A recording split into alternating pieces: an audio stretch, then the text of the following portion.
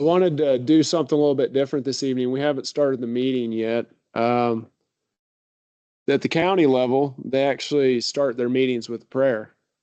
And I would like Tyler, if you'd be willing to start us with a prayer this evening. Would you do that? Absolutely would. If there's anyone in here, before you start, Tyler, if there's anyone in here that's uncomfortable, you don't believe in the Christian God or whatever it may be, you can just step outside so we don't make you feel uncomfortable or anything like that. But if not, then please feel free to bow your head and join us in prayer. Go ahead, Tyler. Father God, I thank you for this day. I thank you for this absolutely incredible country. This week, as we have, this past week, as we've seen some very challenging and grieving things, Lord, we all ask the question, where do we find our help? And so, Father, we just, as a council and as a town, we want to look to you. And I pray and ask God for your blessing over our meeting. I pray and ask God that you would give us as leaders wisdom to lead this town that we love. I pray, Lord, for our people. And I'm honestly, in this incredible country, I'm grateful that we'll have differences of opinion. We can work together, Lord, to find unity, to do good for this world. We thank you for Jesus, for that you've sent him for us so that we could have life. I pray, God, and ask your blessings upon this council meeting. We ask this all in Jesus' name. Amen. Amen. All right. Call the meeting order. Kelly, if you'll take roll call, please. Peter Boyer, Mayor. Present. Stephen Clark, excused. Tyler Martin, Council. Present. Tim Ficken, Council. Present. Dan Sabrowski, Council. Present. If everyone rise for the pledge. I pledge allegiance to the flag of the United States of America and to the republic for which it stands, one nation, under God, indivisible, with liberty and justice for all.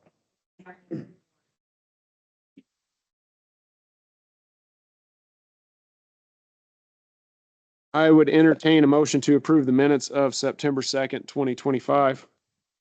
So moved. Motion and second. Any further discussion? Hearing none, all those in favor? Aye. Any opposed? Carries. I would entertain a motion to approve the payables list for September 16th, 2025. Move. Again. Motion and second. Any further discussion? Hearing none, all those in favor? Aye. Any opposed? Motion carries. Entertain a motion to approve the financial reports, balance sheet, detailed income, and trial balance for the period ending August 2025. Move. Second.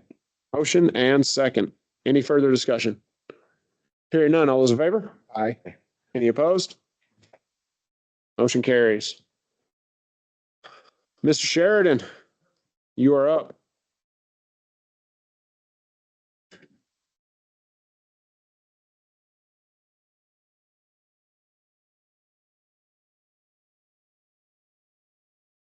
You just repeat after me.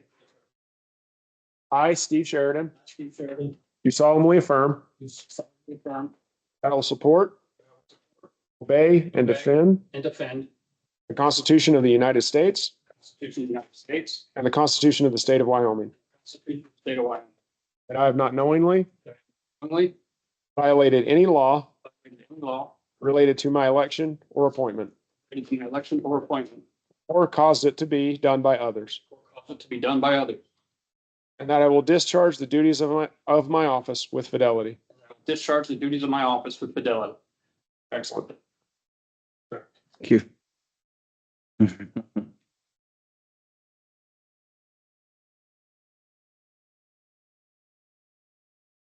have to give it my best signature.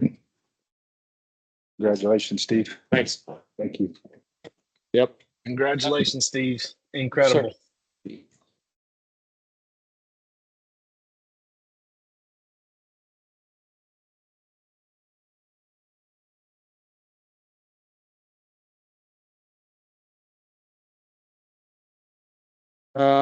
Just as a point before we jump over to the attorney's report, Steve has been now appointed as the interim chief, which means we actually put a whole release about this on the town website on Facebook that what he's going to be doing is basically fact finding, looking at the possibility of what we're looking at price wise, how we can fit this into our budget and how it's going to work. And then as we progress through that, basically it's probably about a 3 to 6 month process. And then at the end of that process, we're going to be looking at it and saying thumbs up or thumbs down, and then making a full decision then to either move on with a full on to police department, appointing him as a police chief. During that time, I mean, there's a lot of stuff that's going to go into it. We've already talked about it with Steve, but the basis of it is like a public hearing, and where the town can obviously come and give their opinion, and Steve's going to, introduce himself and people can talk to him. And we got a lot of really great things planned. Steve's an excellent hire. He really is honestly way overqualified for this job. So it's actually a huge blessing for us to have him, just because he's more than we need the job, but he wants the job, and we're actually really happy to have him because he also fits the dynamic of what we want for the town. It's a lot of people are worried that, it's that we're going to lose that feel of the hometown feel. And I just don't think that's going to happen. Not with Steve on board. Steve's good people. And so we're really confident in his abilities and confident in what he'll be able to do for us, and confident in what he's going to be able to do for the town. So anyway, just all that aside, just welcome him on board, and we can start this process and see where we go from here. So thanks, Steve. Mr. Holscher, you have the floor, sir. Mayor and council, you have my report. So if there's any questions or clarifications needed, I'd be happy to provide them. We talked earlier about we had a resident who sent a letter in and wanted to do a referendum vote. And it was regarding Radiant. And so if you could just speak to that for, give kind of a brief rundown. I think everyone has a packet, or has it in their packet, don't they, Callie?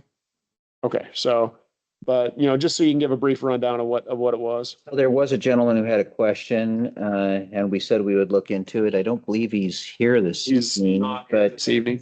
in looking into it, there is a provision of the state statutes allowing for a municipal initiative. Unfortunately, or however you want to look at it, it's actually one that when the legislature passed it, they limited it to municipalities having the commission form of government.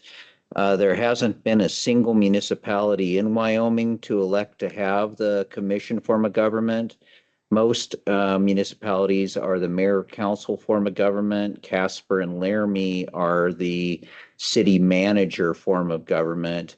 Both the city manager form of government and the mayor council form of government have town councils that pass ordinances. The commission form of government is really unique because you elect the mayor, a commissioner of finance and public property, and a commissioner of streets and public improvements. And those three people are the governing body of the municipality. People must not like the idea because they've never elected to actually have a town govern that way. But if you had a town govern that way, initiatives and referendums for ordinances are allowed for that form of government. But it's the only place where the legislature has seen fit to extend it to municipalities. So we can't do it. And this is a mayor council form of government. There's no legal authority to do it. All municipal corporations and county governments actually are delegated their power by the state. So everybody has whatever power the state has chosen to give them. And in the case of Wyoming, the legislature has not given that to municipalities other than this form, and hasn't given them to county governments either. So it's something we can't do. It would be null and void and no effect because the legislature hasn't allowed for it. Okay. Well, are you related to him? Yes, this way. Okay, well, if you can just relay it back to me, you have the paperwork so that But you the know. county can do that. The county cannot actually under the statutes. The state can. You can get initiatives and referendums statewide, but otherwise it's a town with a commission form of government, and nobody seems to want to do that. So Yep. So you can take it back to him and just let him know. And, you know, I mean, this is just from my point of view, like we're a really small staff. So county's not they would never help us with this. This would have to be completely on the towns to do. And this would be a huge undertaking. And we're really we're just small staff. We have like 8 total people staff. And so we would literally have to shut down the town hall and do all sorts of crazy stuff. And that's not me trying to, you know, get out of it or anything. That's literally what we would have to do because Hallie and myself and the town staff have never run a referendum election before. Not that we could do it, but it would also cost quite a bit of money too, because we just don't have the infrastructure or anything like the county does. And it even costs the county a lot of money too, but they're kind of more built for it than we are. So where you have a commission that's allowed to do it or a commission form of government, there's a specific set of deadlines that apply to it. Depending upon whether you're close to a general election or not, the municipality conducts the election. If you're close to a general election, about 110 days away, it goes on the general election ballot. The language is a little murky, but it seems that if you have a primary coming up that's within 110 days, it also can fit on that. But again, it's all kind of academic because there aren't any towns in the state that actually can do it. Didn't it say if we decided to do one anyway, it would be null and void? It wouldn't be. Well, what you have to do is you have to do it in the form of an ordinance. That's the only thing that's allowed to be done.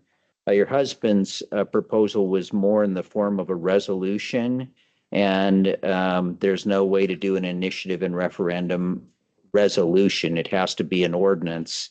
Here, there's really nothing that we can govern through a town ordinance that would fit the bill here.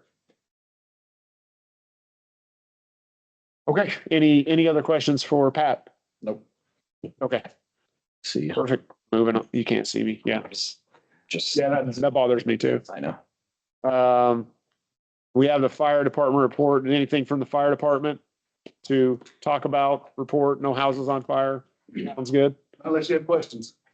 I don't think we have any. When's Sonny supposed to be back? Did he? End of September, which start of October. Okay. Right on. Skip Ray. Did I skip Ray? Skip Ray. I totally skipped Ray. I'm sorry, Ray. You're coming down. You know, And done. but I set the agenda so I could do what I want.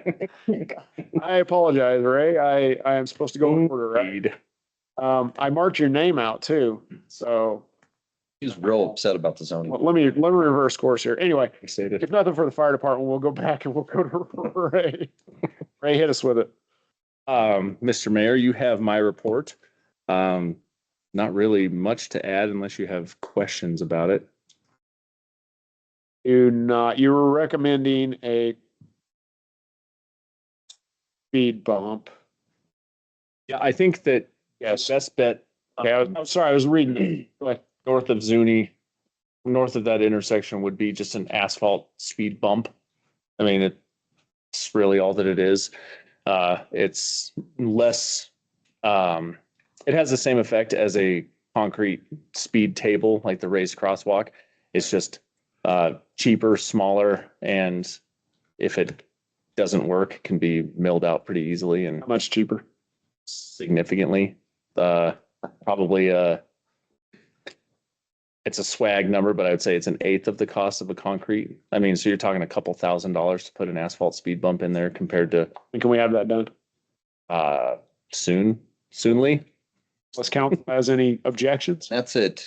Zuni and Tonqua. That would be north of the intersection. The only thing, and I was just looking, Like you're coming in, Yeah, you're coming into town, come in. South into town. Section. that People keep- four-way stop. People keep blowing that stop sign Yep. and, I mean, they're driving pretty fast, so. The one thing we just want to contend with, and I had that pulled up here and just want to make sure we're not doing it in a way that's going to impede stormwater flow or somebody's driveway. And the driveway is pretty far out of the intersection on the east side of the road. So we would put it close enough to the intersection that it would get the desired effect. So, and I mean, It's got to remember it's there. right. And so that's one of the key aspects of this would just be making it as plow friendly. And Dustin and I talked about this last week, is just making it as plow friendly as possible. We're just trying not to break a plow. Don't want to get a $2,000 asphalt patch and have to have a $10,000 repair to us. Yeah, that would be bad. Do you paint it yellow or anything? Yeah, you would put Visible? traffic, All the stripes or? yeah, the oh my gosh, We know what you mean. herringbone, but the chevrons, you put the yellow chevrons in each direction on them. And so it's very visible. We'd put a speed table, speed bump, something like that sign adjacent to it so that it, we're not trying to catch people with it. No, but that would be, I think that's probably the most cost-effective option to get the desired result. Good idea, bad idea? Yeah, I think it's a good idea. Tyler, good idea, bad idea? Right on. Good idea. Okay, well, let's start moving forward with it then. I mean, if it's only a couple of grand, we should have that in roads and streets without any problem. So we can get that done and get people slowed down up there. I will Do note, it. Mayor, that I think the raised crosswalk would look much prettier, but the cost saving benefits of the asphalt one seem to On right there, outweigh. there's no, I think there's a raised crosswalk. You'd get the most benefit for pedestrians and vehicles down at the park, at the pathway crossing there at the drainage ditch through there. So Yes. that would Okay. be a conversation for a few months from now when we're talking that road project that we've kind of pushed off until Right, next year. right. So that would be the time to add that. And like Tyler, like Ray was saying, it would be easy to mill it out. So it's not like it's a permanent fixture it's not like a raised crosswalk where it's really in there. We just, whenever we want to put a raised crosswalk in, if there's ever any development up that way, we can just mill it out and put in a raised crosswalk. Great idea. Yep. So. Good. Right on. Any other questions for Ray? was it you or Dustin that asked about the putting illumination on the crosswalk signs by the parks? We had talked about that. Signs are up already. Right. And so adding a sign, getting the solar powered LEDs like the ones on Tipton, Mhm. it's call it $1,500 per sign. In rough numbers. I think we found some that were less than that, but I think an all-in price would probably be that. The only thing I would caution is those signs have to be, the bottom of the sign has to be 7 feet above the sidewalk. And so there is a house right there that Oh, flashing beacon would be flashing directly into their backyard. If you put it on the west side of the road at that crosswalk, I think a good talking about alternative on Tonkawa or on Nez Pierce? on Tonkawa. Okay, because I think it would be a lot more beneficial on Nez. I think you could do, That's where all the kids are at and they come darting out right there all the time. yeah, I think it's a good solution at both of them. We just want to make sure wherever we're placing them, we're not shining a beacon. And most of them have a timer, so you can turn them off at a certain hour of the night. So that they're not, Next time I'm out for a walk, I'll knock on their door and ask them if they would. Yeah. That. I mean, Huh? worst case scenario, those signs are removable. You can install one, and if it's horrible, we could look at a different solution. I think on Tonkawa, the answer would just be putting it on the east side of the street because that's just right in somebody's front yard. And you angle it towards the street a little bit so that it's not intrusive. Thank you. Sir. Right on. Any other questions for Ray? Tyler, you got anything? No, sir. All right, moving on. Dustin, you are up. Mr. Mayor, Council, you have my report and I don't have anything to add, so I'll answer any questions you have them. Right on. Paint truck is good, huh? Looks great. Mostly good. We got it working. Like 90%, It 80-ish maybe? sprayed paint on the ground. So that's I'll it. take a win where I could get a win, man.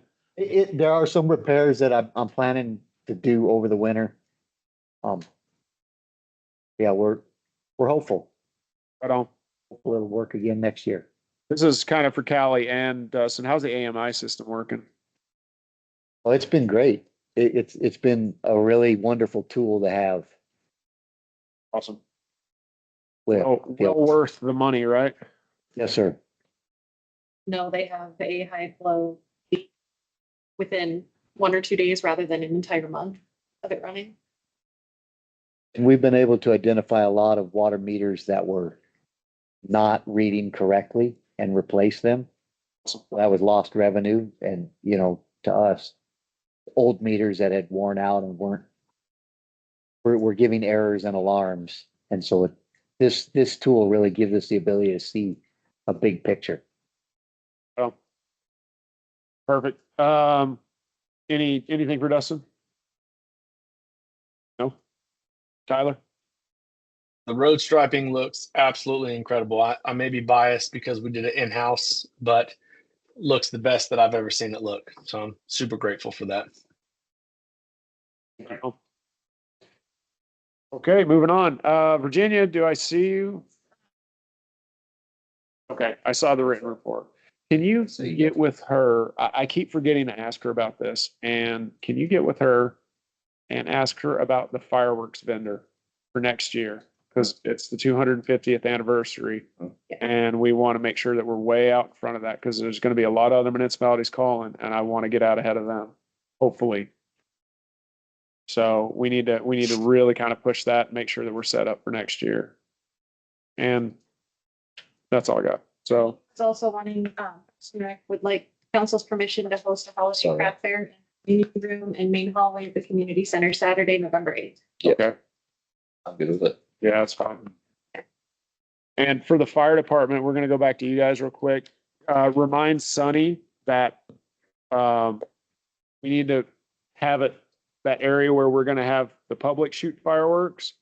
We need to start brainstorming where we want that at, how we're gonna do it and everything like that. Cause I want that all squared away way before we hit July 4th, so that it's easy peasy for us. So that way we just roll right into it and it's like nothing. So if you could just remind him about that and keep it in his head so that we're there.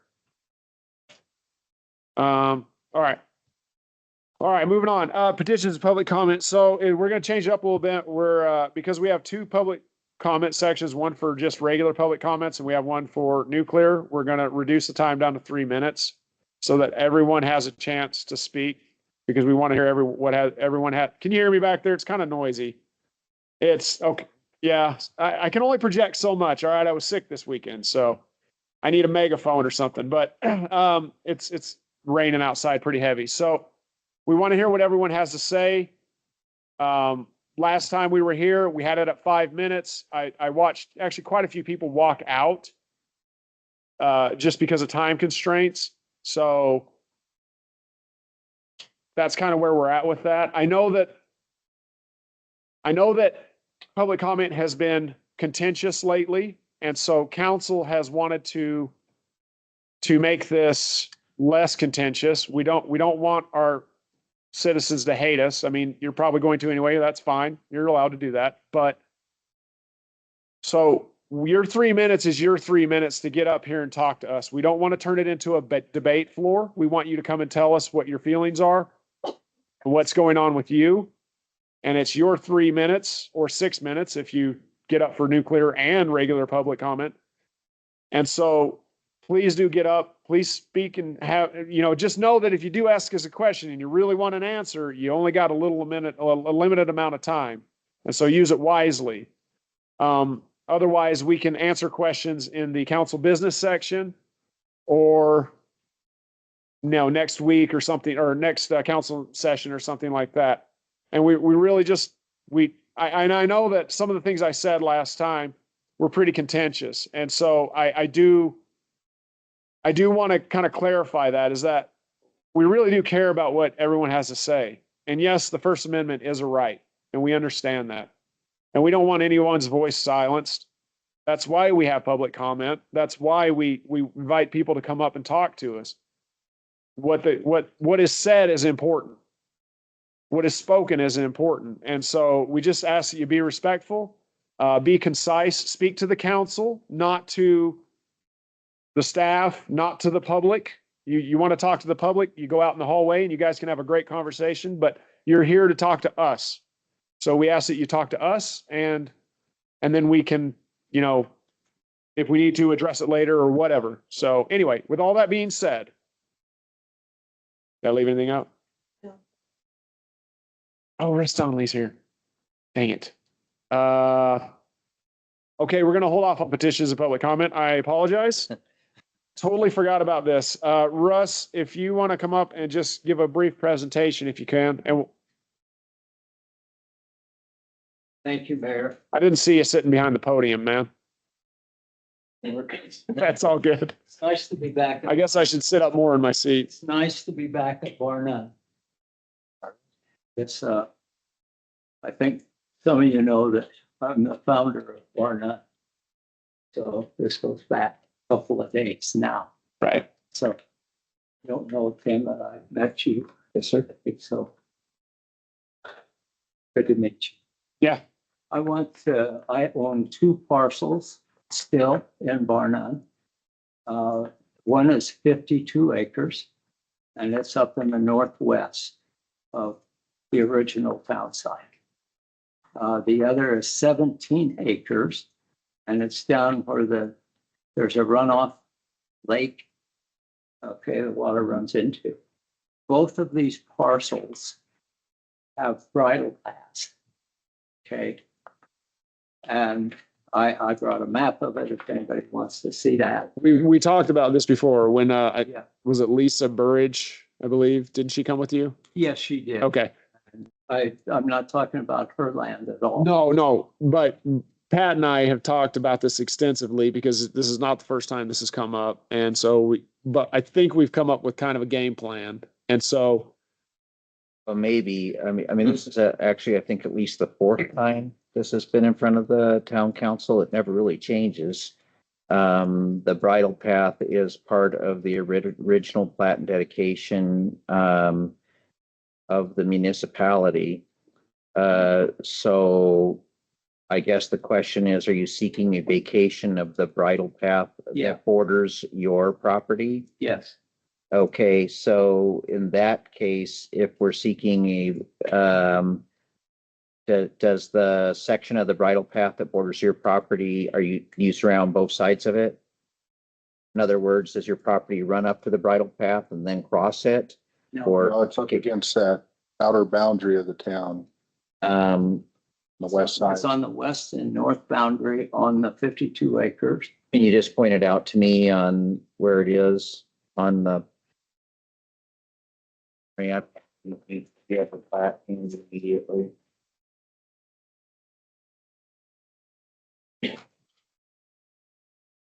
So let's see where the 2 plots are. Okay. This right here is the northwest. Okay, Okay. so, And so right about here, coming right down here. And so it's this bridle path right here. Okay. right, okay.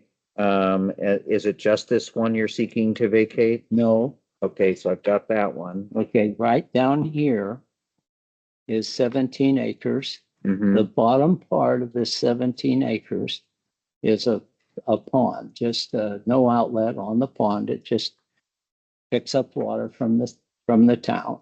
Okay. And the bridle path runs right through it with a node on it. And then it also runs along the south boundary too. Okay, so you own this section here? This Yeah, parcel here. I own this parcel. You own here. this parcel here as well? Yes, sir. Okay, so you surround both sides of the bridle path here? Yes, sir. And is it just this section here that you're seeking to vacate? No, I'd like to vacate it all the way on all my property. Okay, so, It just doesn't have any use, you know, we don't ride horses, and that's what it was for. yeah, it's dedicated as a public thoroughfare though, and that's the problem. Uh-huh. So, if it's this piece here and it's this piece here, It's just this piece right here and down here. okay, just that piece. Yeah, because this is all I own. Okay, that probably is relatively easily doable under the conventional law. Because you could do a petition to vacate.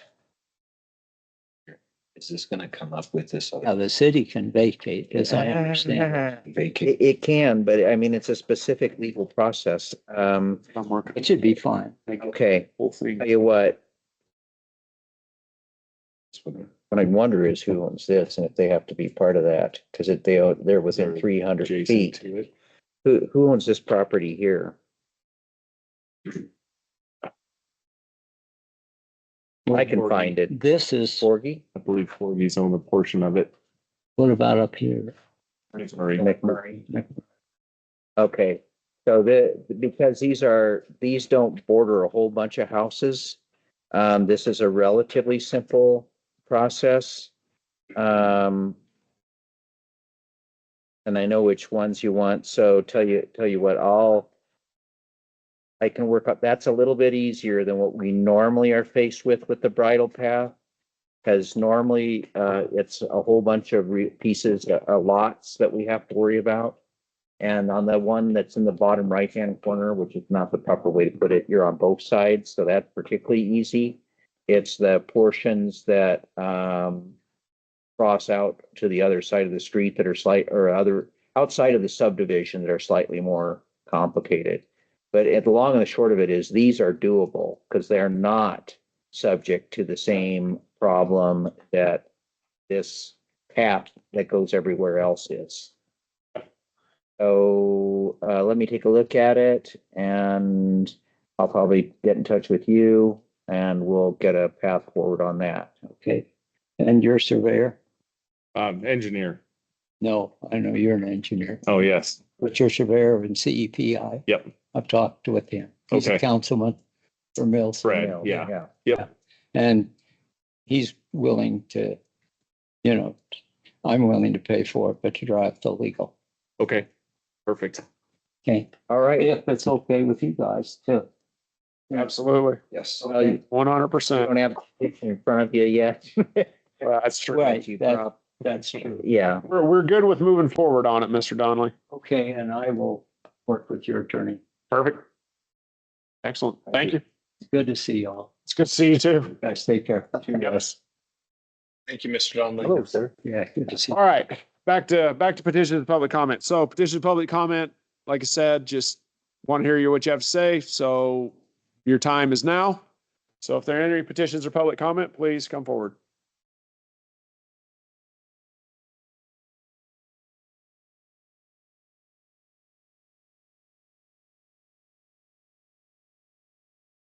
Oh, don't start the time yet, Kelly. One more thing. You need to sign your name and your general location so that we have it for public record. Otherwise, it doesn't get into public record with your name on it. And state it. And state it for the video as well. Everybody catch that? Did you catch that in the back? You need to write your name down eat it. And state it. and state it. Thank you. All right, continue. Venus Childress Barnum. I want to elaborate on a comment I made at the last council meeting. When I was speaking about the town police department, I mentioned that Fire Chief Sahara was not paid a salary. I want to be sure that the council understands that my comment was not based on any conversations with either Chief Sahara or his wife. Obviously, you all know, most of us know that his employment status is part of public record. Basically, it's not like he was whining to me that he wasn't getting paid. I was just using that status, his status as a comparison to what we're discussing on the police department. Regarding the bridle trail abandonment, because it was on the agenda, another resident approached me about it and asked, could not be here, asked me to, bring up the fact that apparently a year or two ago, Councilman Zabrowski had plans to put in a subdivision near the elementary school that had to be, well, the plans had to be abandoned because of the bridle trail. And so what I was asked to speak about was whether or not Councilman Zabrowski would recuse himself if there was any vote to abandon that bridle trail. And, you know, I'm not asking for you guys to respond, I'm just telling you what was told to me and I was asked to speak about. I've also been asked by other Barnum residents what the status is of the Wardwell mill levy overpayments. Did Natrona County not turn those mill levies over to the town? And so were those reported?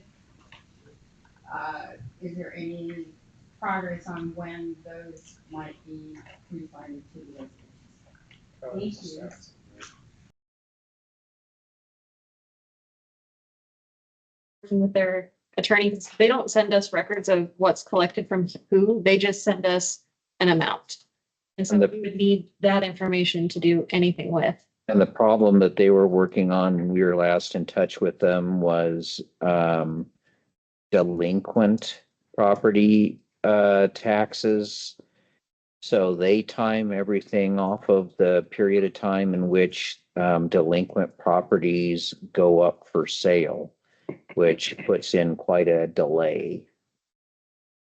So they were still working on getting it figured out. They've been informed that they should not be assessing, and I believe they've stopped.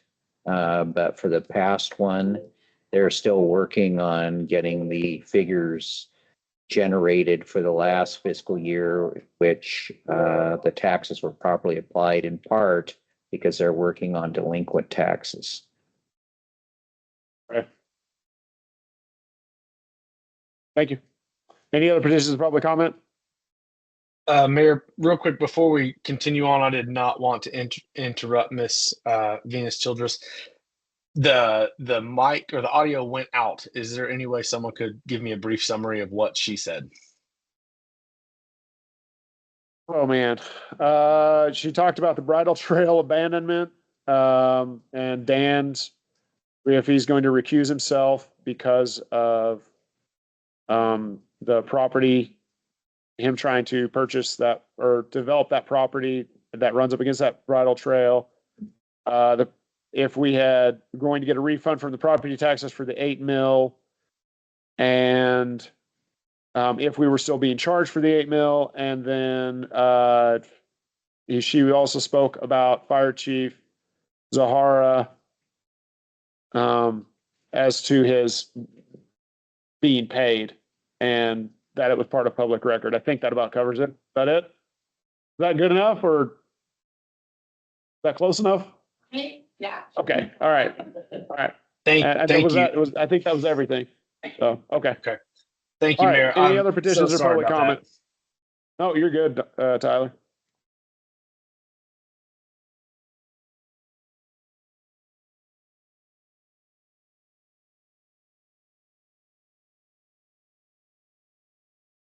Michael Duquesne, Spartan resident. You hear me, Tyler? Yes, sir. Oh, okay, cool. All right. Fantastic to see that paint truck action at Albergan. Kudos, guys. I think that's been, well, we all know. Yeah. A little bit of a carrot, you know. And it was great to actually be involved in the work session.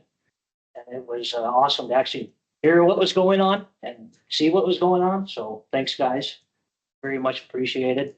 And hopefully, public will continue to keep showing up. Because this stuff doesn't work without the citizens' input. On that, we all agree. So thank you for doing that. because that was very helpful. Made a lot of us feel really good. Not even so much good, but to have the input, I'm sure it helped, hopefully it helped you guys as well, It does. which is what we're supposed to do. Even though we disagree on a lot of things, we still try to work together. And it's really nice to not see our peace officers here tonight. So thank you for that too. Or did I not? Oh, they are here. Okay, well, never mind. Hi, guys. That's all right. Anyway, I thought we were going back to our old town ways, but I was wrong. Well, sorry, go ahead. I don't want to interrupt your time. Yeah, no, yeah, that's pretty much all I. Yeah, now that Steve, Hey, they're not just here for you, they're here for me too. Well, so now that Steve is our interim chief, these guys will probably go back to their regular duties. So That was fun doing the work session down there. It was a lot more intimidating. yeah, Like having a big, like going through that, because I'm not a land developer. I'm really glad there was a lot of people here, because I'm not an expert in a lot of things. I just have my thoughts and opinions, and I appreciate you guys' input with it. So please keep showing up. any other petitions or public comment?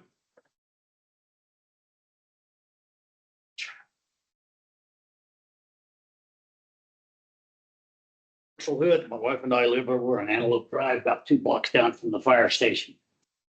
I put my bona fides in last week, so don't need to do that. What I want to talk about is decommissioning. If a diesel motor generator comes to the end of its life, you just pick it up and send it back to the shop to be rebuilt, or if it's totally worn out, you send it out to the scrapyard. That is not the case with a nuclear reactor. It has to be decommissioned. Radiant says that they plan to build 100 units, which has a 20-year lifespan. I think that's overly optimistic, but that's my personal opinion. So what happens when their reactors reach the end of their operating life? They're not going to leave them just plump down at where they're stopped. Since they're sending the stuff back here to be refueled, I assume that the old reactors will come back to Barnum as well. So what's Barnum going to do? Are they just going to plunk them down in the middle of the prairie? They have addressed nothing in their literature. Dismantling a shutdown reactor is a slow and expensive process. You have to separate the radioactive material from the non-radioactive material. Radiant does not plan, according to their literature, to post any kind of bond. They talk about insurance, but I remind you that if you don't pay your homeowner's insurance, it gets canceled. If I do something naughty and the gentleman back here picked me up and hauled me off to jail, I have to post a bond before I get out. It's a world of difference. The Wyoming coal mines are required to post a reclamation bond to ensure that that their overburden gets replaced if they go out of business. Radiant should be required to post a bond to make sure that any reactors brought back to bar none will be safely and carefully dismantled and nuclear material disposed of. Present time, they have absolutely no financial reason to do anything except close them down and be. Thank you. Thank you. Mr. Hood, have you brought any of these issues up with the county commissioners, just out of curiosity? I can say on 2 points, the bond that Radiant would be required to carry at the federal level through the NRC is a progressive bond type bond that's yearly audited. And so it's not just a one and done, and that those funds go into an account that they can't touch, and they got to deposit in that yearly to build on that bond. If they were to decommission those parts, that would be considered low level radiation, and they would put those parts. There is actually facilities that store low level radiation, Utah and New Mexico. So that stuff could be shipped and stored at those depositories. Just for FYI. Time's over, but they still have no requirement. And they plan according to their own literature, not to post any kind of bond. So what's to prevent them from just walking away? Thank you. Thank you. All right, petitions of public comment. Going once? Going, Is it for nuclear? we kind of went out of order there a little bit, but you know, we're not gonna have them arrested yet, so. So we're talking about. We're just regular petitions of public comment right now. All right, not right now. I'm sorry, it's hard to hear me. There's a lot of rain over here. Right now, it's just regular petitions of public comment where general town business. Thank you, Mr.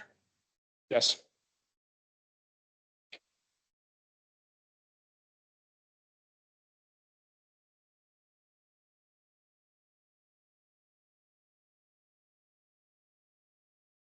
September 2nd at 47 minutes, Mayor Boyer, you motioned to approve the minutes of the July 19th meeting. It was seconded and the minutes were approved unopposed with Frickin recusing himself because he wasn't in attendance. Thinking. There's no R. There's no R. Okay. I mean, it's said that way a lot, but it's okay. At 2:10:35, Mayor Boyer, you made corrections to the meeting minutes of July 19th without a motion, a second, or a vote of this council. You told Callie to correct the agenda, those agenda items you found fault with. Was that to facilitate a narrative less negative? Your instructions were to make sure they're quoted pretty well. You mentioned my statement and refuted that you signed a letter of support. That wasn't the context in which I spoke and not what I referred to. So since you're proving yet again that you don't listen, would is a verb. A verb is a word used to describe an action. Would, number one, it's the past tense of will. Two, it expresses a desire or inclination. To quote again verbatim in exactly the same words as were used originally, the Bar None Town Council has not held any formally scheduled meetings with notice to solicit feedback from the residents, though public comment prior to any testimony or stance taken in support by Town Council members. Meeting minutes recorded that on May 6, 2025, a letter of recommendation to the Wyoming Business Council would be supported by all town council members. As the body holds judicial authority, therefore, a conflict of interest exists and requires recusal when any reasonable person could perceive a lack of impartiality. For those of you who sit in silence, you're condoning injustice by your toleration. You're not respecting decorum. You're not rendering yourselves guilty, and you're rendering yourselves guilty by association. You can call for point of order when your mayor is calling somebody out. The actions of this council have created the animosity and the contention that's coming before you by those who elected you to public office. Public comment is not a privilege, as stated. Serving the people is, however. And it's time that you guys know your place. If freedom of speech is taken away, then the dumb and silent we may be led, like sheep to the slaughter. George Washington. Time. It's the duty of every man. Thank you. Thank you. Any other petitions or public comment? I do just have a really quick question. Kayla Wilson, Barnum. In the meeting minutes, last time I had asked for those who can't be here if I can read statements for them, or that there's a longer conversation than that. I thought I got permission to do that. I didn't see it in the meeting minutes. So before we go to the nuclear, You wanted to read someone's public comment? Yes, you can do that. Yeah. It sacrifices your time, just so you know. I have multiple. Yeah, so you got one shot. Sorry. Well, then I'm gonna read this one now. Okay. I'll do the other one next.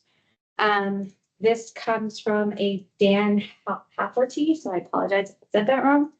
While not a resident of Bar None, but a resident of Natrona County, Mills, and Casper for more than 50 years, I vehemently, Vehemently. know what it means? Yep, I got you. The building of a nuclear site in not only the 130 acres purchased in Natrona County, but also anywhere within the boundaries of the state of Wyoming. Wyoming is not a dumping site for other states' waste. Radiant Industries is a California-based company. I propose they keep their facility and waste in the state of California. Thank you for listening. And then can I read the other one? Is it nuclear So you or? do that as long as she has time, or is? You go ahead and read it. Okay. Yep. There was a little bit more lengthier. Would it be Minute and easier 40. if I just give it to you to put in the minutes? We can do that, I think, right? You can, I'm sure the you, public wants to hear it. it will have the same effect, basically. If you give it to the clerk, it'll end up as part of the minutes if it's appended to the minutes. Okay, I'll read as far as I can get and then I'll give you both of these. This comes from my husband, Dan Willison, or none. Taking wisdom from others is not a bad thing. This wise approach usually, it is usually to seriously consider why knowledgeable people are raising red flags, even if it means abandoning something you may have been excited about. Their experience often reveals pitfalls that aren't immediately obvious to someone newer to the situation. This is a letter from Governor Greg Abbott out of Texas directly to the NRC. As governor of Texas, I strongly oppose ISP's application for a license to construct and operate consolidated interim storage facilities in Andrews County, Texas. Having consulted with numerous state agencies, including the Texas Department of Public Safety, the Texas Commission on Environmental Quality, and Texas Department of Transportation, I urge the NRC to deny ISP's license application. I am going to skip because I think there's more relative. Although the draft environmental impact statement repeatedly refers to ISP's construction and operation of a consolidated interim storage facility, it would be naive to believe the highlighted word. ISP's application seeks for a 40-year license with the possibility of a 20-year renewal.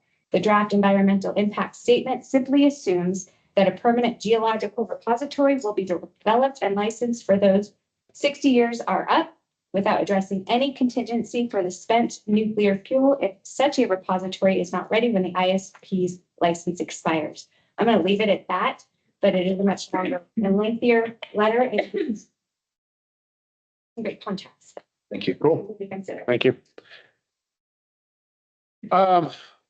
Give me just 1 second. So we gotta So quit with the new. we're kind of seesawing here, okay? So if we're gonna do that, then we're just gonna go back to the regular way we used to do it, where we don't divide it up. And so I just wanted to be able to see that. Right. So just, I'm not like, not getting mad at anyone. It just, so if we have regular petitions of public comment, does anyone have a regular petition of public comment where they want to yell at the council? Okay, cool. You're next on The Price is Right.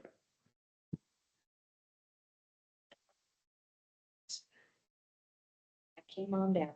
Leanne Northwest Barner. With our new police chief, I was wondering if we might be able to do something along the lines of a town hall for the public so that we can come in and maybe sit down and have public conversations with them. Because Absolutely. not enough time. Oh, we were planning on doing that, actually. Yeah, so if we could do that, that would be fantastic. In addition to that, since we just had this planning and zoning and there's a lot of conversations that are going to be coming up, if we can also have, more time, more information going out and be informed so that we can attend. I don't know why that's funny, but I'm not laughing at you. I'm sorry. Like, this is government, so there's gonna be plenty of meetings. You don't have to worry about that. We're gonna be talking about it a lot. right. But I'm just saying, like, the public, obviously, we've, planning and zoning is gonna have to have a lot more meetings, and we would like to be involved in that. So we would like the opportunity to hear about it ahead of time so we can attend. Because those meetings may not be at regular intervals. So that's what I'm saying. No, and I understand. And that's all I'm saying is that we're gonna have plenty of public comment and everything. So one more thing I'd like to ask about is the podcasts that Councilman Martin has been doing. There's a discrepancy in my mind. One was done and posted on the Town of Bar None page. One was on the community page. And they're both coming from a public or a private podcast. I'm confused. Is this like official town business? Or is this his private stuff being put out as official? Because we do have a town code about that. So if we're doing, is this private or public? What are we doing? Meaning, is he doing it as a private individual? Yeah. As far as I understand, yes.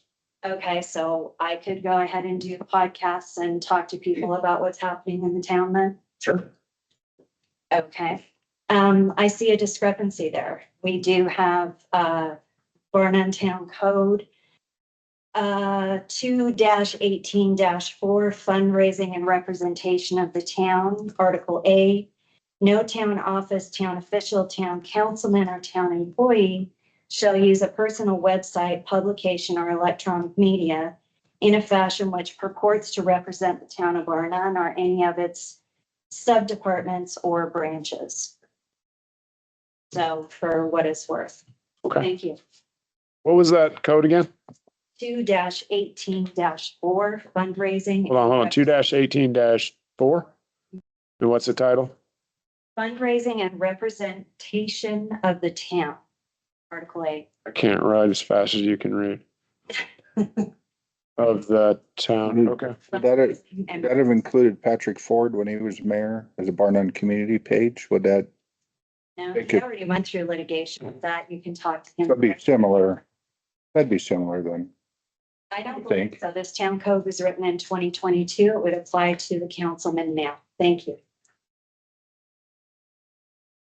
Any other petitions, public comment not related to nuclear?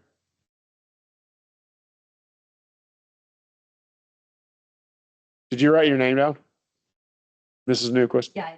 Okay, did you? Mike? Okay, I just want to make sure everybody's getting their name up there.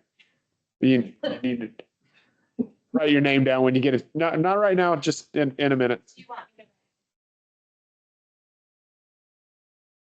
to be representing? No, we'll just submit that to record. Michelle St. Louis, Park Grant, Mr. Mayor, I just had a couple things that I want to say. So at the last meeting, it was brought up that people they were wondering how people could comment if they were not, if they weren't able to attend the meeting for a variety of reasons, health reasons or whatever, and they couldn't attend. And you basically said that it couldn't be done. There was just no way, but the legislature has figured it out. And so honestly, I think that there's definitely a way to allow for public comment by Zoom the same way that the legislature does. And it wouldn't be that difficult to set up. And I'm sure you could call LSO and ask them how they do it. So I'm just offering a solution. The other thing would be if they can't do a ballot initiative or referendum, would anybody consider a special election for just the town of Bar None? And possibly if you could extend it out to the water district. So everybody within the Wardwell Water and Sewer District could also be a part of the special election. And maybe you could get people to volunteer to count ballots as a way to minimize cost on that. If you cannot do an initiative or a referendum, a special election with proper publication might be a solution. The other thing was you guys did a water increase. And I looked back, it was brought up as something that might happen in June. In July, you guys voted on it without discussion nor dissent. And there was no opportunity for public comment. It was all done before anybody could comment on it on the July agenda. So a lot of people were completely blindsided by it. And people, I don't know, I can't speak to everybody who does not live in the town of Bar None. But I can tell you that I personally don't get a town newsletter because I don't receive the water bill. My trailer court does. And so nobody in my trailer court at the very least was aware that there was going to be a water rate increase until it showed up on our water bills or on our lot rent.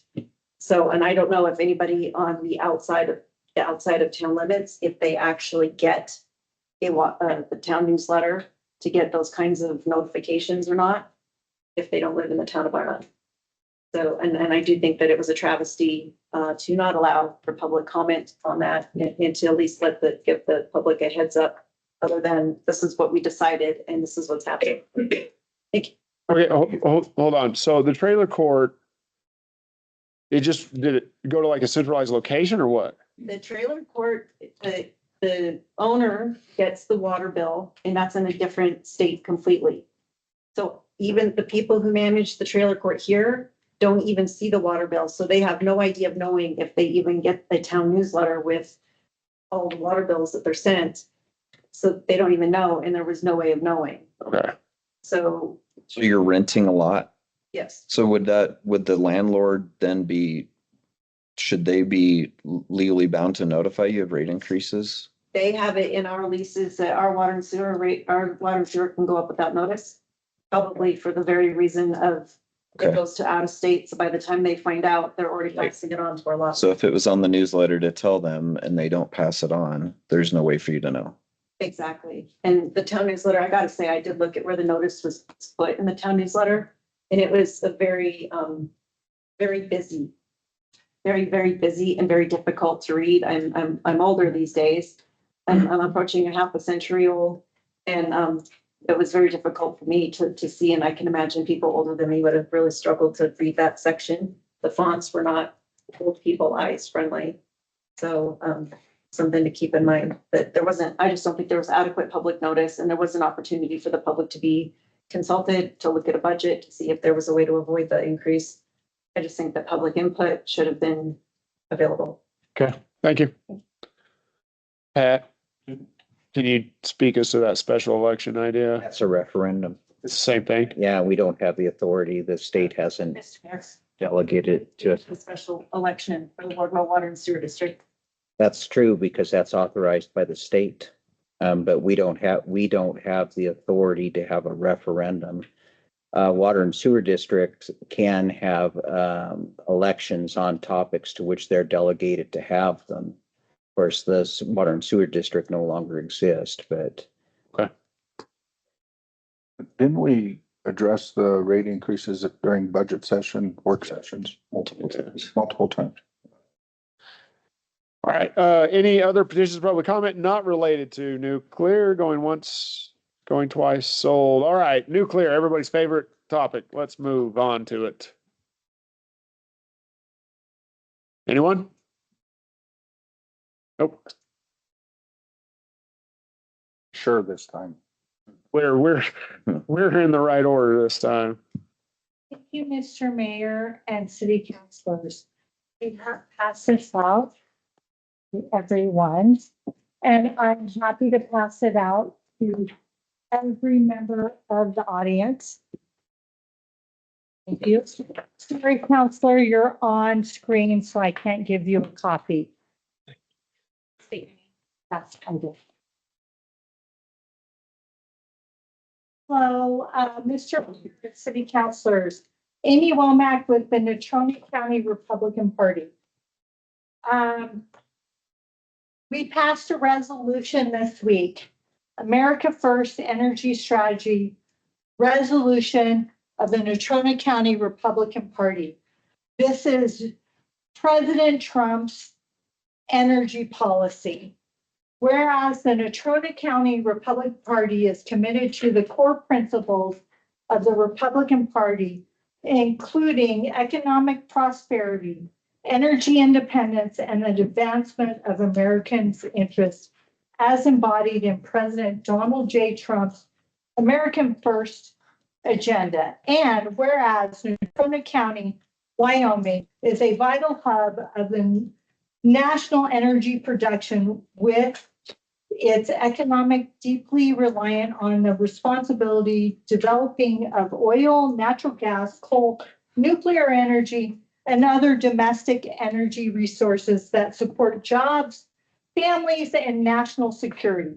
And whereas President Trump's American First energy strategy has proven successful in unleashing American energy dominance by reducing burdensome regulations, expanding access to federal lands for drilling and mining, promoting liquefied natural gas exports, supporting the development of safe, reliable nuclear energy, and prioritizing affordable, reliable energy sources to lower costs for consumers, create millions of jobs, and reducing dependence on foreign adversaries.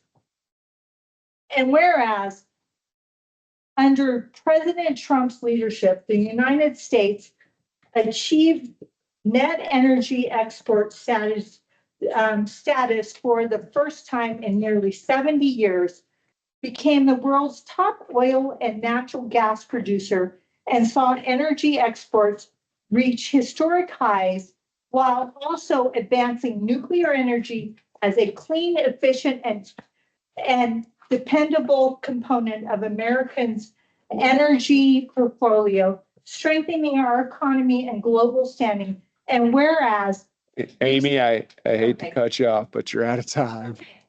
I just thank you. We added to it. Yeah, we Thank you. add this to the record. Anybody wants a copy? Amy, you want to give a copy to, oh, you got a copy. Okay. Thank you. Sorry, Mr. Mayor. Oh, you're good. Thank you. Any other petitions or public comments about nuclear?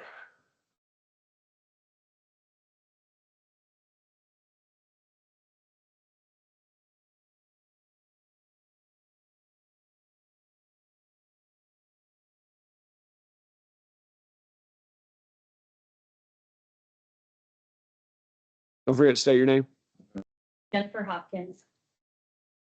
Okay, so I'm here tonight to share the early results of my Bar None community survey. I went door to door around our community and was able to get a tremendous response of 346 residents to take my survey, which shows just how engaged this community is in shaping Bar None's future. The preliminary analysis reveals several clear trends. Most of the residents feel positive about Bar None's future, more than 55%, and support growth. But they also want to preserve the small town character that makes this community special. There is a strong support for more local businesses and services. 76 in support of things like grocery store, restaurants, and shops to improve daily life for residents. When it comes to energy development, particularly nuclear and radiant energy, a significant number of respondents voiced concerns about safety and long-term impacts. Many were clear in their written comments that they do not support nuclear development near Bar None. 90.2% of respondents have heard about nuclear or the radiant energy proposal. Only 20.5% believe it could benefit Bar None economically, while 56.3% said no, and 17.5% were unsure. 72.7% expressed safety concerns about nuclear radiant energy in or near Bar None. Only 14.7% said they had no concerns. Only 13% would support nuclear development, while 67.8% opposed it outright, and another 13.6% said maybe. Many with conditions or requests for more information. Nearly 3/4 of residents, almost 73%, told me they have safety concerns about nuclear energy near Bar None. And a full 2/3, almost 68% of residents said they do not support nuclear or radiant energy development here if given the choice. These are not small numbers. This is the clear majority of the community. This is an important point. These results are not just numbers on a spreadsheet. They represent the real voice of our neighbors.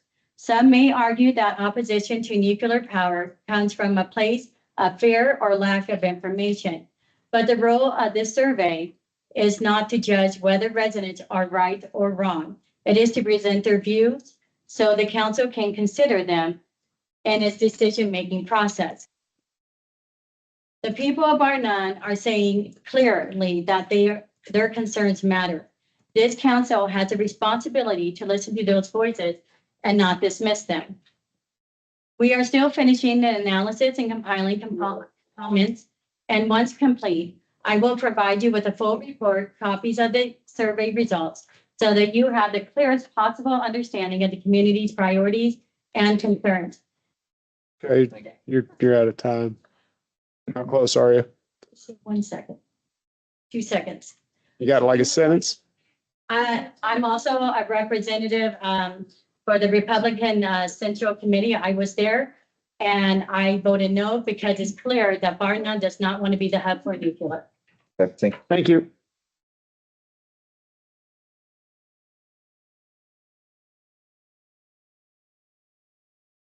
Okay. Any other nuclear public comment? Going once, going twice. Oh, there we go. I got a stack. Do I have to say my name and write it down again? Yes. I'll put it down twice. Oh, Might have misspelt it the first time. Right. Michael Nicholas, Florida resident. Okay. I have the executive orders from Trump on nuclear regulatory and the NRC. Hopefully somebody's read this other than me because, oh, wow. This is not my opinion. It's documented that they are to push nuclear, safe or unsafe, and just ram it through. This is our Republican convention backends. It makes me sick to call myself a Republican right now. There are so many safeguards that they disavowed with these executive orders, 2 of them. And it even goes against our Congress rule of law for the regulatory requirements for microreactors, which was just passed in 2014 after it went through rigorous row in 2023, or not 2014, 2024. Was introduced in 2023. Requirements stated for the NRC. Law, this is law by our Congress. If this isn't the act, section 208, regulatory requirements for microreactors. Development, I'll shorthand it because I'm out of time. Development risk information based on state statutes. Not state statutes, based on structures. Dang, I need my reading license. Anyway, okay. But Radiance failed to do all this stuff under this section. It's too long for me to read. Staffing and operations, they have not divulged that correctly to the public. Oversight and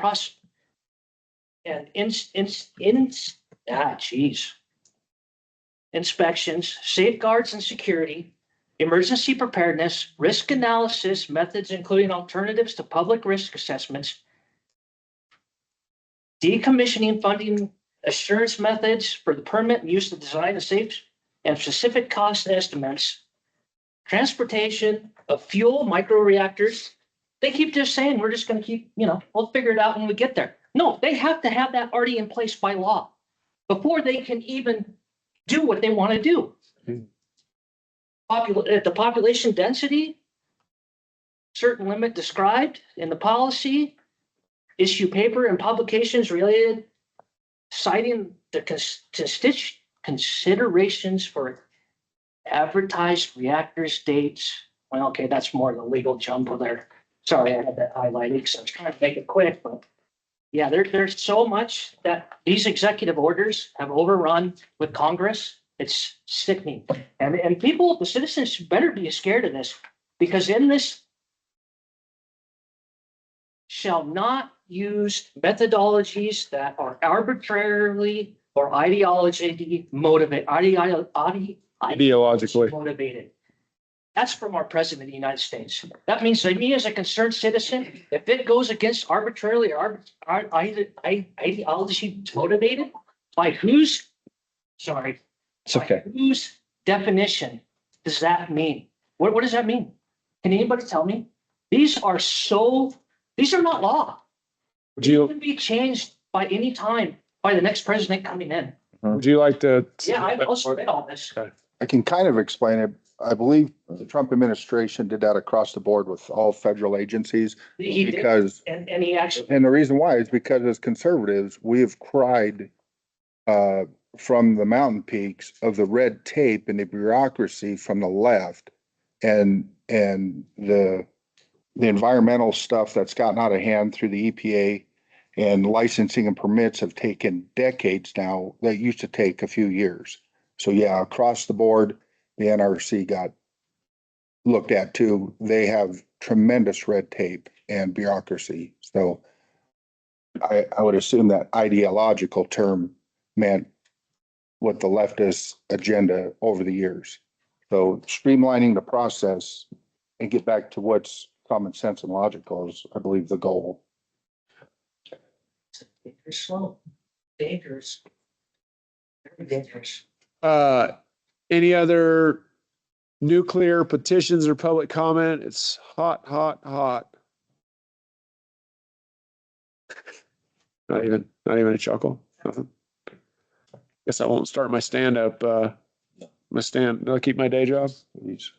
Okay, Good effort. thanks. Michelle St. Louis, Sexville, live in Margaret. I wasn't gonna talk on this topic because honestly, when it comes to most of it, I'm neutral, leaning against, but still in the neutral area of it all. However, I do think there's a lot of corruption going on, and that's what has me tilted. The $25 million grant that was rescinded, or the grant application that was rescinded, I'm not gonna hold my breath and assume that that's a done deal. I think that there's something up sleeves, and I'm not gonna count that out yet. And because of any taxpayer money being involved, I'm a hard no for that reason, but not necessarily for safety reasons. However, I do have a couple safety concerns, and one of them is, and the previous speaker alluded to that when he said what Trump put in that executive order, right? Just push it through, push it through, push it through. When did we hear that last? I believe that was in 2021 with a vaccine.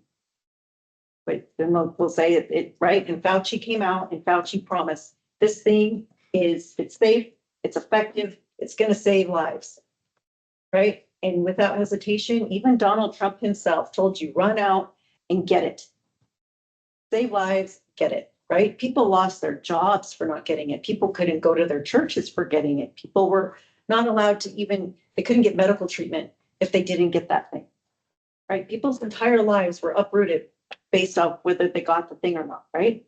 And then what happened? The people who got it started accidentally dying suddenly of mysterious things, right? Cardiomyopathy and blood clots and strokes. They started having terrible, terrible health problems. You know why? The vaccine was never tested. And what is going on right now? And if you look up Radiant stuff, and everybody here knows it hasn't been tested yet, and it's not going to go through testing until next year. And so everybody's sitting here going, it's safe. Show me the dead bodies. There are no dead bodies. Of course, there's no dead bodies. It hasn't been tested yet. How does anybody know? You cannot say something is safe, something is harmless, the accidents are minimal, whatever. You can't say anything with absolute certainty if the scientific process hasn't been followed all the way through. You can't compare this to anything that already exists, because just like, and I don't think any vaccine's safe, but some people do. And so just like people think a regular chickenpox vaccine is safe, that is a whole different game than an mRNA vaccine. That was the first time that it ever happened. And it was pushed down people's throats, and people died. People died because they were promised it was safe and it was going to save their lives. So let's not do COVID 2.0 with the Radiant bill. That's all I got to say. Thank you. Just one clarification, in the commercial nuclear industry, there are 0 deaths. And the controversial part of Radiant is the storage. That's the manufacturing of it is what everybody has been okay with. It's the storage and the safety of that's been the controversy. And again, in the 50+ years of the nuclear industry, 0 death, 0 contamination from storage. Okay, any other nuclear public comments? Going once, going twice, sold. You can't go back now. I'm sorry. There was to the town email that will be appended to the record. What? There was an email. Oh, yes. There was an email we received from Samantha Fowler that is going to be appended to the Petitions that will be available, when the minutes are available on the next go around. Yeah, thank you, Kelly. Dan, you got a regional water report for us? Yeah, it was pretty quiet, 30-minute meeting today, so I guess just an interesting statistic. Is we keep track of the gallons used, the 9 different customers. So if you're interested, last month, the city of Casper used 556 million gallons of water. We're the second biggest customer, and we used 34,577,000 gallons of water. The interesting thing that they showed us today, we're 30 million gallons. I think that's what they said, Tracy, off of the yearly average, which we're in a decline on using water at the regional facility. Bar none stayed flat. We haven't increased or decreased, but there's a significant decrease in Casper. We kind of discussed the possibilities. You know, the city did put out a moratorium on watering the parks and the medians. So did that have an effect? Nobody knows for sure, but real quickly, the rate increase that did come about, that was every year regional around May and June starts looking at their future projects, what the rate increases need to be. And since I've sat there, this year's rate increase as a wholesale, they're a wholesaler to us, was 3%. And so I brought that to town council to be aware that would be coming up. We talked about it at length during budget work sessions. So the information was out there. But it is the smallest increase I've seen regional do. Regional's pretty healthy financially and didn't seem to think they needed to go any higher. So. Cool. You guys got any question for Dan? No, sir. All right. Thank you, Dan. We need to vote on the MOU with the Natrona County Sheriff's Department. So it's just a renewal of the previous one, except it's, I think, a 6-month instead of a year. So Pat, you didn't see anything? I mean, I looked over, I didn't see, it's literally just the same as it was last year. So it's not really any big deal. So Move to approve. motion. Second. Motion and second to approve. Any further discussion? Hearing none. All those in favor? Aye. Any opposed? Thank you. And Tim, did you want to talk about the bike park? Or do you want to do some more research? She's got her hand up. Are we past that point or? Yes. Mr. Mayor, the MOU is not included in the packet. Is it available somewhere? We put it up on the website tomorrow morning. Yeah, we can put it up on the It's got website. a renewal of the current one we have right now. Yeah, it's the same as the last year. It's just the Yeah. dates are changed. But yeah, we can put it on the website tomorrow for you. And I'd already printed those and completely forgot to. It's not a big deal. It's pretty boring reading anyway. Ms. Newquist, did you have something? I'm wondering how it can be the same. Because he's an interim police chief. So we still need police coverage. He doesn't have all policing authority. So that's the difference, is that he doesn't have all policing authority yet. So like a regular police chief would. What this allows him to do is, I'm starting to lose my voice, so you're gonna have to bear with me. As an interim police chief, it allows him to basically get information that he would not have access to otherwise. Does that make sense? So as the interim police chief, he can get the information and resources that we need so that we can continue moving forward and fact finding and all, all the other things that we need to do. But we still need police coverage. And so whenever those two, that's why we're doing a 6-month. And so that if we come to that 6-month mark or 3-month or wherever we're at that point, and we decide, well, yeah, we're going to move forward with this, after we're doing our public hearings and we've done, the meet and greets and we've got all this other stuff, then we can say, okay, now we're just now we've just got our own police department and we'll do. Does that make sense? Yeah. Okay. Yep. Okay. Did you, I've been talking with Austin with Wyoming Trails Alliance, they're gonna try to be here. It's pushing it out till fall, but the next town council session, the 2nd of October, I think it is, or no, sure. whatever it is. I didn't tell them the 2nd, I told them that they're gonna try to, we need to do a work session for that. So that'll be a fun one to come to. Yeah, it'll be. And hopefully they'll have kind of a layout and a proposal for us to make a really nice bike park for the youth up in High Plains. So where we kind of did this, where I watched maintenance a couple of years ago do a skid steer, they put in a big figure 8 thing. The kids are down there 24/7. It's beautiful, but this is the same group that does all the mountain biking trails up on the mountain and does like the Fat Fish racing. They just built a huge bike park type of thing like that. It's down in Douglas, Wyoming. It's not like a BMX track. It's more for mountain biking and like bigger things like the wooden planked rollers and some drop-ins and hopefully put in some shade structure and some tree. I don't know, they'll do trees and everything, but they'll bring in dirt like to get rid of the sand, and it'll be built professionally and built that it can't be destroyed. And these kids have been great. Every time I go for a walk, they stop and ask me when it's going to happen because they're very excited.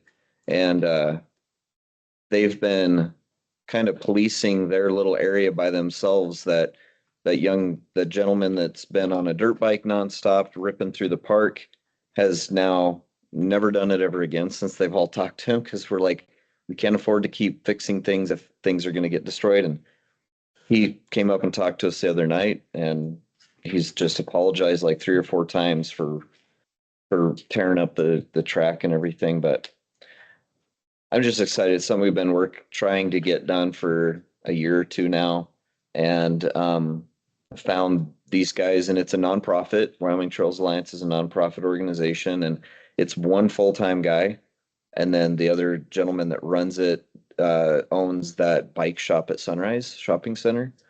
So a couple very nice individuals. So they'll hopefully have something to kind of show us some ideas of what they have next week. Cool. So you want to do work sessions? Is that what you're saying? Sorry. Yeah. I told them like just a half hour, probably like a 6:30 thing. If we need to do a full work session and combine it with something else, we could. But One more quick point. Are you finished up or? yes, sir. I forgot to, I want to make a clarifying point too, that the property that was talked about that I was originally involved in 5 years ago, it was just before COVID hit. My partner at the time, it was called Sterling Heights, and we went through all the engineering, plating, and up to DEQ permit. We did come across the bridle trail easement that was next on our agenda to see about removing it, but that's not what stopped the project. The interest rate climbs in mortgage shelved the project. I'm no longer involved in it. It's still shelved. There's no talk of reviving it. But if I am ever involved in anything financially, and I'm sure anybody else on this town council would recuse themselves as by law. Thanks. Good. Work session on October 7th? Yep. October? Yeah. October. That's the next one. So they would only need probably half an hour though. You don't want to do a full hour? Well, I figured we could do an hour if there's something else we need to do. We can have the time to do it, or we can do an hour. It never goes just 30 minutes. You know that. It'll be kind of a fun one. So anybody that has kids that ride bikes out here and stuff, bring them to that work session. Yeah. Let's just do an hour. Okay. 6 Okay. o'clock. So Tyler, you good on that? Yes, Mayor. You good? Cookies. You good? Steve will be good. I'll let him know. All right, cool. It is so. I would entertain a motion to adjourn. Mayor, I'm so sorry. Oh, wait. Can I? Rescind your motion. Yeah, go ahead, man. I apologize. I tried to catch you in time. I was going Apology to ask. accepted. I was going to ask if our attorney could clarify some things that were brought up tonight. I wanted to make sure that I'm above board in what I'm doing. One is the adjusting of the minutes, but the first one I want to ask is a question was raised about the podcast that I did. I don't know all the fine workings of the law. I believe that me sitting down with Matt Wilson from Radiant and me also sitting down with our interim police chief, I posted those to my own YouTube page. One of them, the one of the police chief, was shared by the Town of Bar None Facebook page. Pat, I wanted to ask, is all of that above board? Is that all perfectly fine and proper in regards to my conducting business as a councilman? Well, I don't know anything about the podcast whatsoever, so it makes it a little difficult to answer. I mean, whose podcast? Is it your podcast? Is it a town podcast? Who owns? Yeah. To be clear, there was no named podcast. I sat down and did a video interview with Matt Wilson from Radiant and also a separate video interview with our interim police chief, Steve Sheridan. I posted those to my own YouTube page and then shared them to the Bar None page, saying here's to the Bar None community page. I apologize. And then the one with Steve Sheridan was shared by the Town of Bar None Facebook page.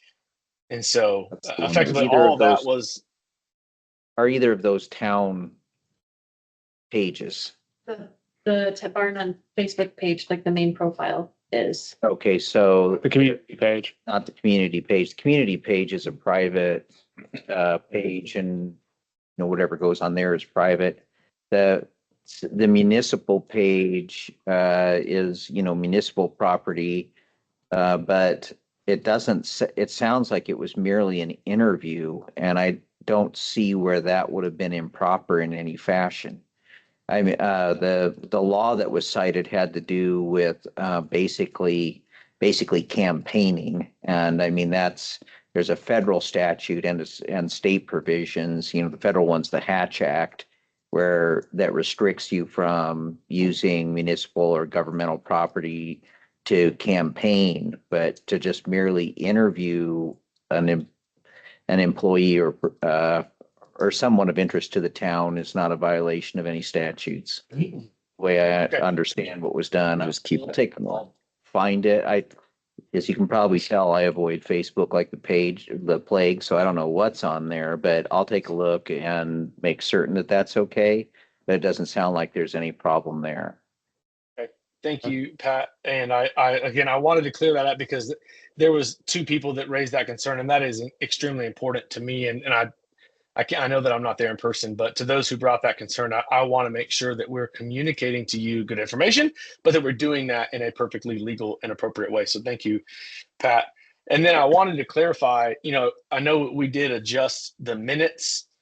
Pat, can you speak to the legitimacy of how we did that? I know that we had approved the minutes and then we corrected some mistakes that were in the minutes. Is there, again, I just want to make sure that we're doing that all above board. Minutes can be corrected for accuracy.